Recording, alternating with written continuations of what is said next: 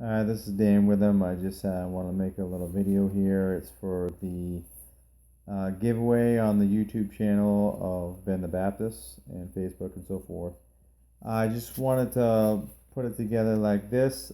Basically, me and my father watched Marching to Zion years ago, and we watched it again because he didn't really remember he watched it.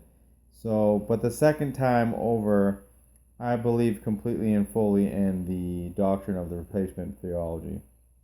And I think the verses that I would put together and say that, basically what brought me over was this here. In Isaiah chapter 50, verse 1, and Jeremiah 3:8 speaks of how God divorced Israel back then. And I would think that that's the way it is today. Also, the main verse that completely brought me over to replacement theology, since I grew up in independent fundamental Baptist and believed that the Jewish people were the chosen people, but also was Matthew 21, verse number 19.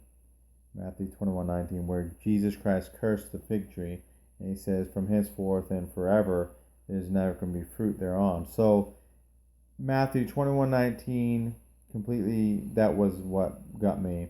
And also Revelation 2:9 and 3:9, where those who say they are Jews and are not, but are the synagogue of Satan. They used to puzzle me, but doesn't puzzle me anymore, because that's just, if you take it face value for what the Bible says, that's what the Bible says. They're not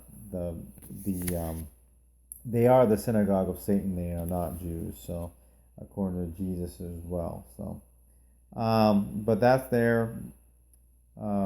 how I kind of came over to replacement theology, and I think that you can't disprove those verses there.